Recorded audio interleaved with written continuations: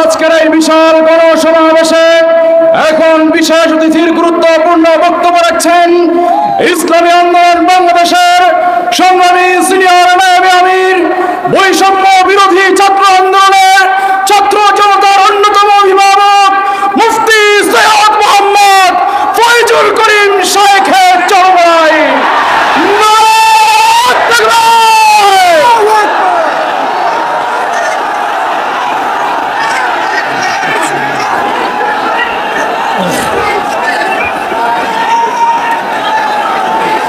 আসসালামু আলাইকুম ওয়া রাহমাতুল্লাহি ওয়া বারাকাতুহু। নাহমাদু ওয়া নুসাল্লি আলা রাসূলিহিল কারীম। আম্মা বা'দ। আউযু বিল্লাহি মিনাশ শাইতানির রাজীম। বিসমিল্লাহির রহমানির রহিম। ওয়া তিলকাল আইয়ামু নুদাবিলুহা বাইনান নাস। সাদাকাল্লাহুল আলিয়্যুল আযীম। আল্লাহুম্মা সাল্লি আলা মুহাম্মদ ওয়া আলা আলি মুহাম্মদ। ইসলামী আন্দোলন বাংলাদেশ কর্তৃক আয়োজিত আজকে এই সমাবেশের সভাপতি আমাদের শ্রদ্ধাভাজন আমির হযরত পীর সাহেব হুজুর চরমনাই দামাত বরকাতুল আলিয়া, কেন্দ্রীয় নেতৃবৃন্দ সহ সকল স্তরের জনগণ ভাইয়ের আমার, বৈষম্য বিরোধী আন্দোলনের মাধ্যমে আমরা আবার স্বাধীনতা পেয়েছি। আপনাদের কথা মনে রাখতে হবে, আজকে যে ভূখণ্ডে দাঁড়িয়ে আছেন এই ভূখণ্ড কিন্তু একবার স্বাধীন হয় নাই। একবার আমরা ব্রিটিশদের বিরুদ্ধে আন্দোলন করেছিলাম স্বাধীনতার জন্য। সেই আন্দোলনের দাবি কি ছিল? ন্যায্য অধিকার। ব্রিটিশ মুসলমানদের বিরুদ্ধে, এদেশের মানুষের বিরুদ্ধে জুলুম অত্যাচারের স্টিম রোলার চালিয়েছিল। এই জুলুম থেকে বাঁচার জন্য মানুষ ব্রিটিশদের বিরুদ্ধে আন্দোলন করেছিল, জীবন দিয়েছিল। আপনারা জানেন, চাকরি চর থেকে শুরু করে খায়বার পর্যন্ত এমন কোনো গাছ ছিল না যে গাছের মধ্যে একজন আলেমকে ফাঁসিতে ঝুলানো হয় নাই। লক্ষ লক্ষ মানুষ জীবন দিয়েছিল। এই বাংলার মধ্যে ৮০,০০০ মাদ্রাসাকে ভুলুণ্ঠিত করা হয়েছিল। দিল্লির মধ্যে ১,০০০ মাদ্রাসাকে নিচ্ছিন্ন করা হয়েছিল। হাজার হাজার লক্ষ লক্ষ মানুষ হিজরাত করতে বাধ্য হয়েছিলেন শুধু একটা আশায়, মানুষ শান্তি পাবে, মুক্তি পাবে। দেশ স্বাধীন হলো, ব্রিটিশ চলে গেছে, ভেবেছিলাম এবার মানুষ শান্তি পাবে, মুক্তি পাবে। কিন্তু না, আমরা দেখলাম মুসলমানদের বিরুদ্ধে ওরা আবারও ষড়যন্ত্র শুরু করেছে। মুসলমানদের অধিকার প্রতিষ্ঠিত হচ্ছে না, মুসলমান অধিকার পাচ্ছে না। আবার মুসলিম লীগের নেতৃত্বে এদেশের মানুষ আন্দোলন করেছিল, সংগ্রাম করেছিল মুক্তি পাওয়ার জন্য, শান্তি পাওয়ার জন্য, নিরাপত্তা লাভ করার জন্য। পাকিস্তান নামীয় একটা ভূখণ্ড আমরা পেয়েছিলাম, ভেবেছিলাম আমরা শান্তি পাবো, মুক্তি পাবো। পাকিস্তানের দুইটা অংশ, পশ্চিম পাকিস্তান, পূর্ব পাকিস্তান। এই পশ্চিম এবং পূর্ব পাকিস্তানের মধ্যে ১৭০০ কিলোমিটার ডিস্টেন্সের মধ্যে একই নামে দুইটা রাষ্ট্র ভাগ হয়ে ভারত থেকে ভাগ হওয়ার কারণটা কি ছিল? একমাত্র অধিকার, একমাত্র শান্তি, একমাত্র মুক্তি। কিন্তু আমরা কি দেখেছি? পশ্চিম পাকিস্তানের লোক আমাদেরকে মুক্তি দেয় নাই, অধিকার ফিরিয়ে দেয় নাই। তারা বৈষম্যতা সৃষ্টি করেছে। চাকরি, বড় চাকরি তাদের, ছোট চাকরি আমাদের, ভালো খানা তাদের, খারাপ খানা আমাদের। ভালো পড়বে তারা, খারাপ পড়বো আমরা। আবার মানুষ আন্দোলন সংগ্রাম করেছে বৈষম্যের বিরুদ্ধে, যে না, আমরা সাম্যতা চাই, আমরা প্রত্যেক অধিকার ফিরে পেতে চাই।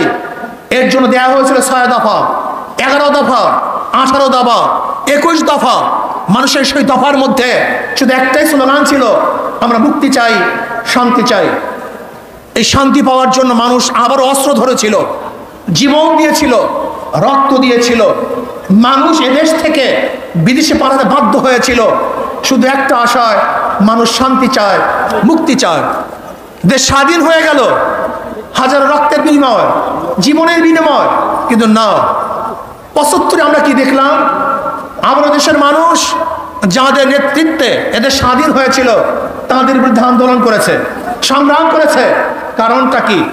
মুক্তি দিতে পারে নাই, মানুষের অধিকার ফিরিয়ে দিতে পারে নাই, বৈষম্যতা রক্ষা করতে পারে নাই, সাম্যতাকে প্রতিষ্ঠিত করতে পারে নাই।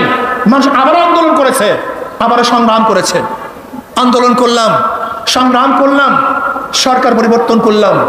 আজকে দেশের স্বাধীনতার বয়স ৫২ বছর। এই ৫২ বছরে যারা এদের শাসন করেছে তারা একজন শাসক ছিল না, সবাই শোষক ছিল।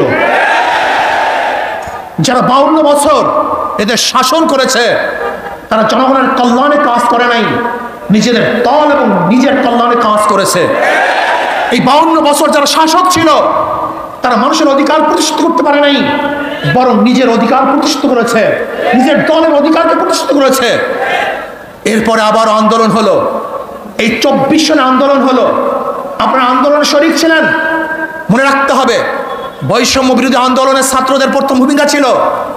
পরবর্তীতে এই আন্দোলন শুধু ছাত্র ছিল না, এদেশের আপামর জনসাধারণ, পুরুষ মহিলা, শ্রমিক, কুলি, মজদুর, তাঁতি, মাদ্রাসার ছাত্র, স্কুলের ছাত্র, কলেজের ছাত্র সহ সমস্ত মানুষ ঝাঁপিয়ে পড়েছে।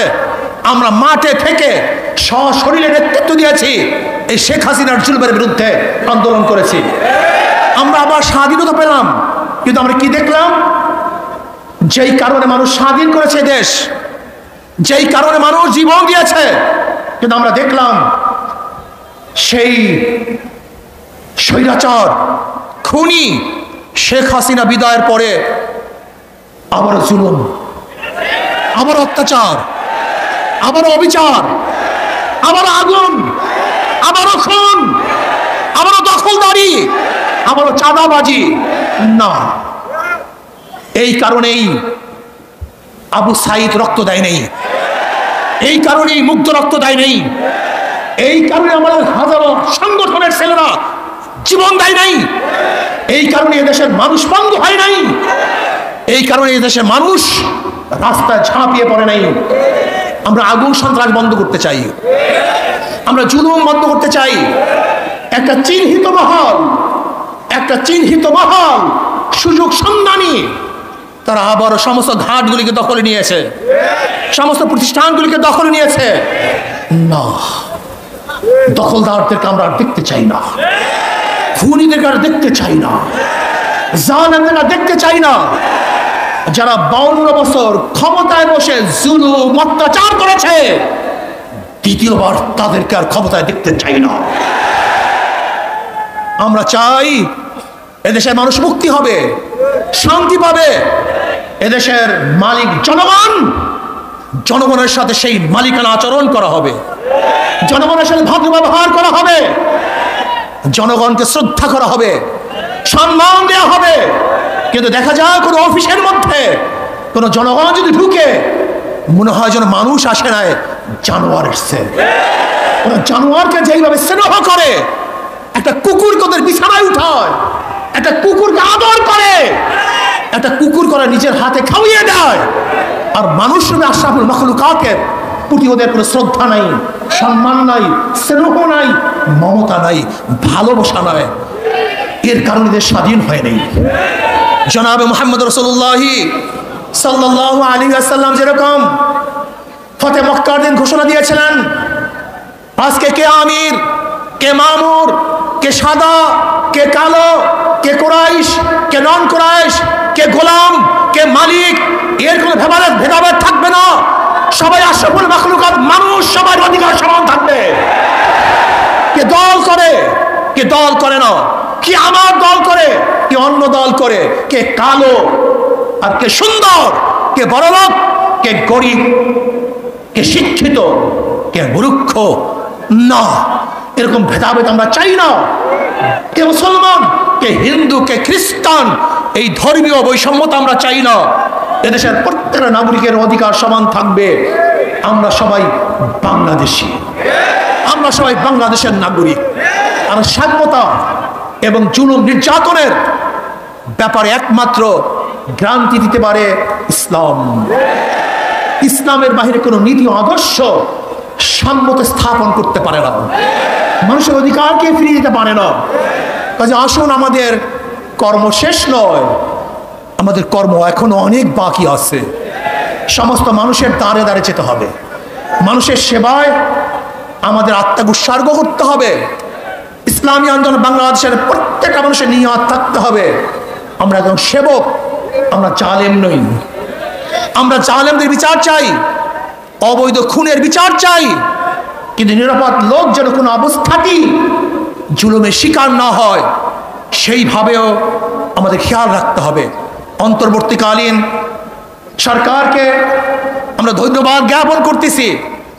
মানুষ যেই আশা, যেই বুক ভরা আশা নিয়ে রক্ত দিয়েছে, জীবন দিয়েছে, আপনারা সেই আশা এবং আকাঙ্ক্ষা বাস্তবায়ন করবেন, সেই দিকেই তাকিয়ে থাকব।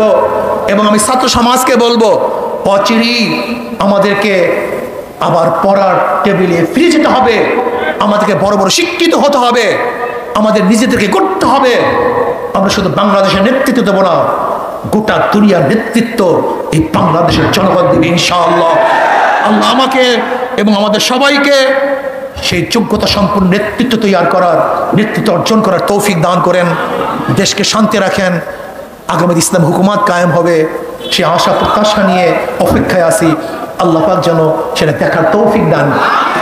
যেরকম একবার বলেছিলাম, আল্লাহ যেন শেখ হাসিনার পতনের সেই অবস্থান চোখে দেখার তৌফিক দান করেন।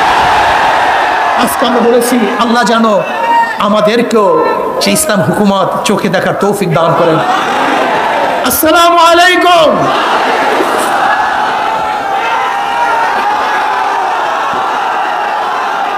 সমাবেত ভাই বন্ধুগণ,